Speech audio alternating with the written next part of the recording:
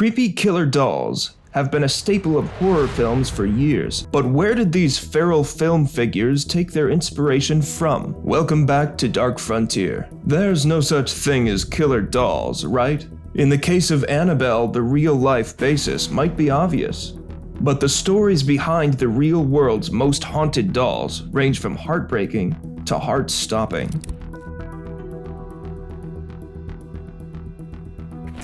Number 5. Okiku the Doll. Does a Japanese doll contain the spirit of a poor young girl who was taken before her time? That's what the locals believe in Iwamizawa in the Hokkaido region of Japan. Okiku's story begins innocently enough in 1918.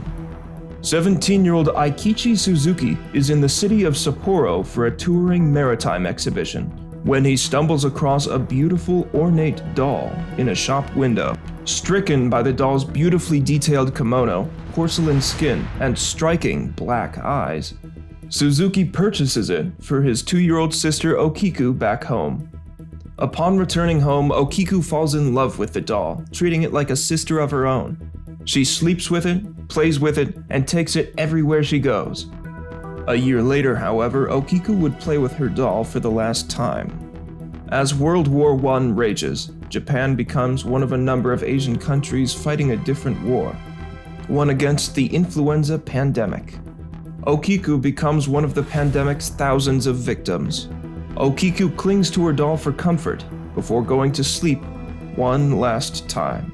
The Suzuki family wished to bury Okiku with her doll, but several pandemic-related restrictions keep them from granting their daughter one final piece. They decide to keep the doll in her memory instead. They placed the doll at their family shrine in order to memorialize Okiku and to begin the painful process of healing. But it would seem Okiku didn't really leave them after all. One day, the family began to notice that the doll's hair, a raven black traditional Okappa style, was growing. At night, they would have dreams of the doll. Some reports even suggest that they would wake up with the doll near them. As time went on, the closer they got to dates like Okiku's birthday and the anniversary of her death, the strange occurrences throughout their house would amplify. Banging noises, disembodied voices, lights flickering. The family gave the doll the name of their long-lost daughter and lived with Okiku until 1938, when they donated the doll to the Manenji Temple there in Iwamizawa, to be cared for in their stead as they were forced by economic desperation to move to the mainland for work. Priests at the temple have cared for the doll, and have also allegedly reported that it invades their dreams as well, making certain requests, specifically for a haircut. It's reported that a strand of hair was once plucked from the doll and submitted for testing, which determined that the hair in fact belonged to a human girl. Even now, the doll is still on display in the Manenji Temple. Some who have gotten close say that if you look carefully into the doll's slightly ajar mouth, you can see something truly strange. Human teeth. Number 4. Robert the Doll. One particularly infamous doll, Robert's story begins in the early 1900s.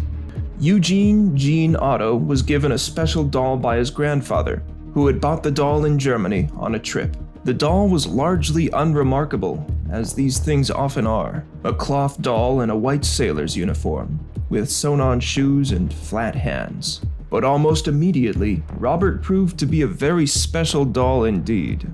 Shortly after getting Robert, Eugene began to wake in fright with the doll at the foot of his bed. Eugene's mother would also be awoken in the night by the boy's screaming. Rushing down the hall and into the room, she would find the bedroom torn apart, ravaged. Her son would be terrified and whimper, "Robert did it. Robert did it." Eugene's parents would report that they would hear Eugene speaking to Robert, as children often do, but that they could hear the doll speaking back in a completely different voice. According to the Otto family, Robert also seemed to be moving around the house on his own. They would catch glimpses of him from windows in rooms they knew were locked, or a glimpse of him running up the stairs. Robert would remain with Eugene throughout his lifetime, and in the 1950s, Eugene would return to his childhood home with his wife Anne to care for the house in the wake of his late parents. And Eugene decided the easiest way to rectify the problem was to give Robert his own upstairs room, with a view, of course. That didn't go over well with his wife, who finally convinced him to lock Robert in the attic. That didn't go over well with Robert. Anne and Eugene would hear footsteps from the attic and devilish laughter. Soon they would receive complaints from neighborhood children who told of seeing Robert watching them through a window in his old room and reporting that he would harass them as they walked to school. But there was no way the kids could see Robert in the window. He was locked away in the attic, wasn't he? Every time Gene would lock Robert upstairs, a matter of time later, Robert would find himself back downstairs in his room, in his rocking chair, looking out his window over the neighborhood. Eventually, it would seem Robert finally stayed in that attic. Eugene died in 1974, and eventually a new family moved in, where their 10-year-old daughter would discover Robert in the attic. Enthused by this new toy, her joy would soon turn to terror after she would wake in the middle of the night, frightened by Robert, who would, quote, move the room, tearing it apart and rearranging the furniture to disastrous results. Sound familiar? By 1994, Robert had been donated to the Fort East Martello Museum in Key West, where he has risen to celebrity status from his glass display case, complete with UV filtering glass and humidity control. But the lavish new home hasn't calmed him down any, according to Corey Convertito, the museum's curator who spoke to Atlas Obscura in a 2021 article. Convertito suggests that it was Eugene's treating of Robert as a living, breathing entity that gave him life. There's no telling, however, where his attitude came from. After all, the doll's origins were less than nefarious. The museum discovered that Robert was made by German toy company Steiff, who made, among other classic toys, the teddy bear as we know it today, modeled after US President Theodore Roosevelt. Robert receives several letters a day, according to Corey, and while some are fan mail, others are more curious. Apologies and requests. Those that came to the museum and mocked Robert were said to be met with unfortunate circumstances, and to right their wrongs, they begged Robert for forgiveness. Learning about Robert's powers, others have taken to mailing him, asking him to bring misfortune to those that have wronged them. So, is Robert merely the unhealthy obsession of a lonely child, or a malicious entity capable of bringing great harm to those that disrespect him? If you're enjoying this video so far, don't forget to douse that like button with holy water and exorcise the demons from that subscribe button. Number 3. Mandy the Doll.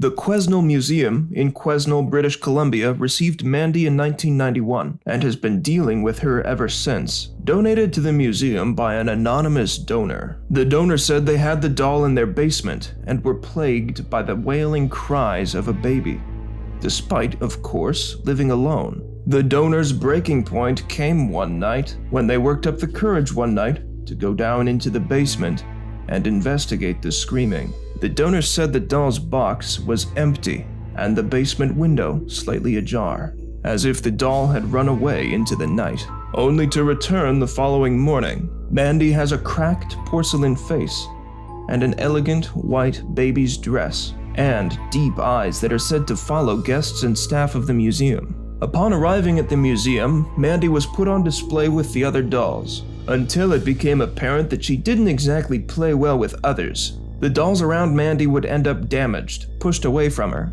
until Mandy ended up in her own special display case. While satisfied, this didn't seem to dampen Mandy's playful spirit. The staff would report footsteps at night coming from the doll room, despite the museum being closed for hours, and no one being in or around the room. Objects would go missing, only to end up in mysterious places, and guests would report trouble trying to photograph or record her.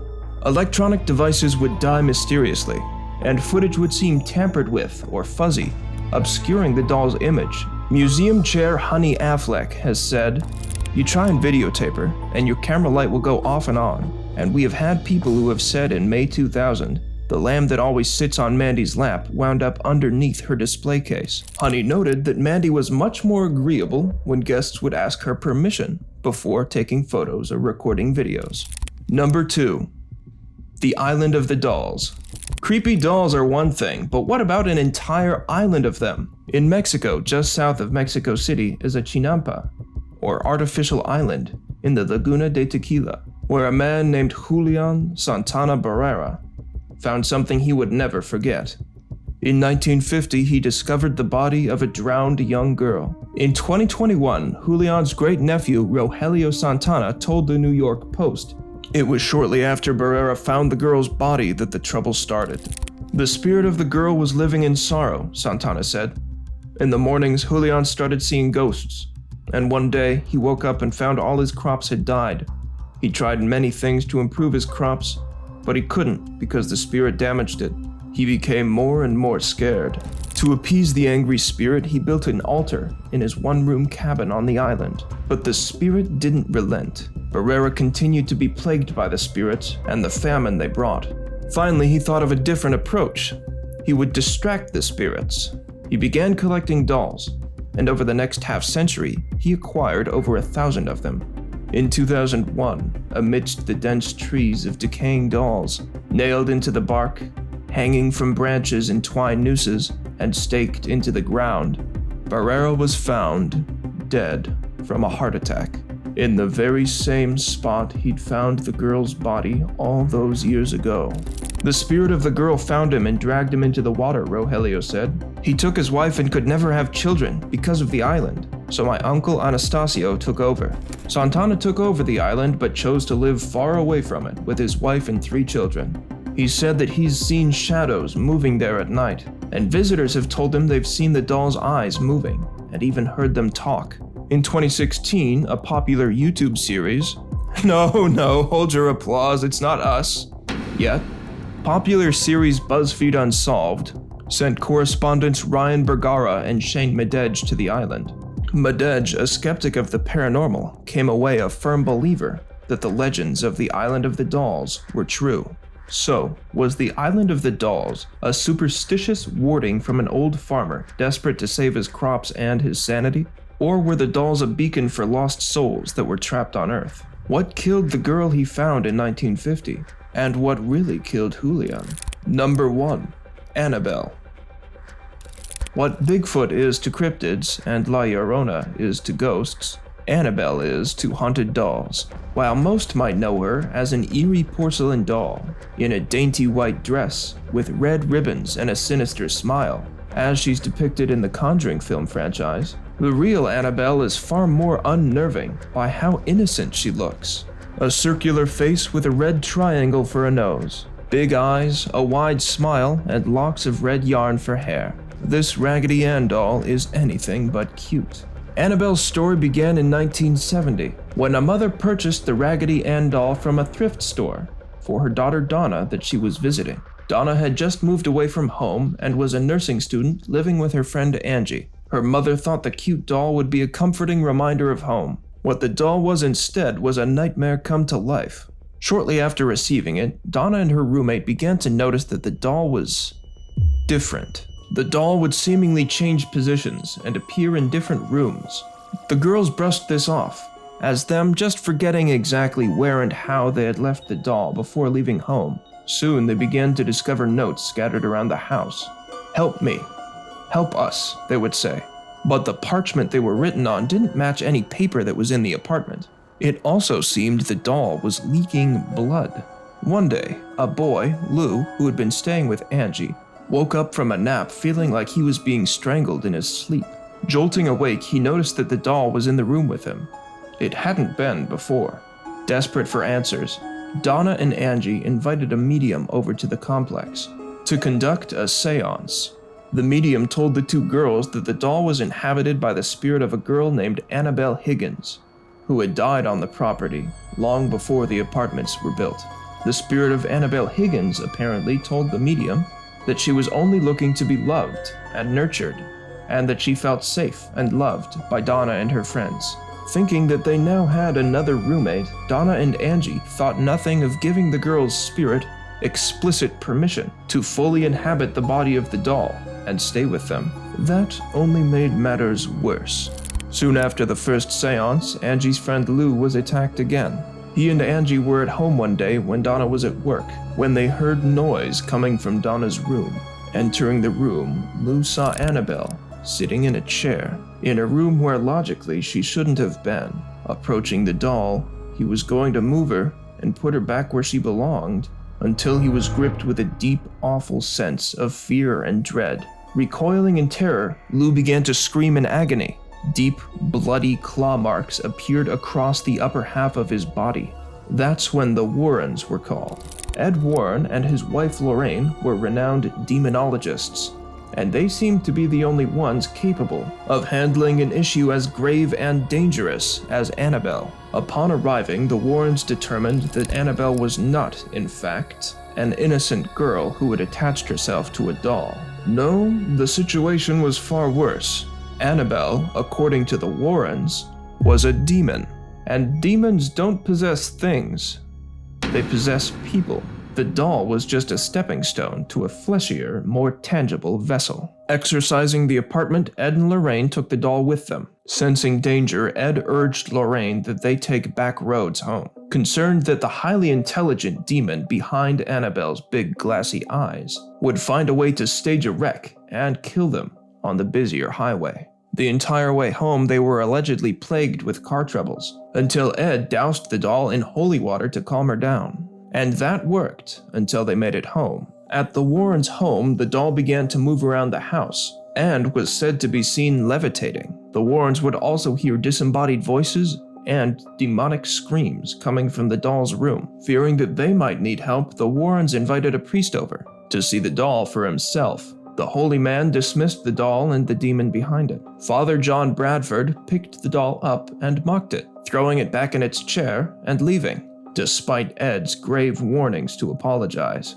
Soon after, Bradford called the Warrens and told them that his brakes had failed at an intersection, and he was involved in a near-fatal accident that he had only barely survived. Bradford was just one of several who learned not to test Annabelle. Fearing the doll's power, Ed and Lorraine had her locked in the iconic display case she's been imprisoned in through the Conjuring films. One man and his girlfriend came to the Warrens' home museum and proceeded to bang on the case, challenging Annabelle to attack them. Ed sternly told the man to leave, and they did. On the way home, the two were involved in a horrific accident, which killed the driver and left his girlfriend hospitalized for nearly a year. When asked what had happened, the girl said they'd been making fun of the dolls and the superstitious Warrens. It seems the man's taunt to Annabelle worked after all.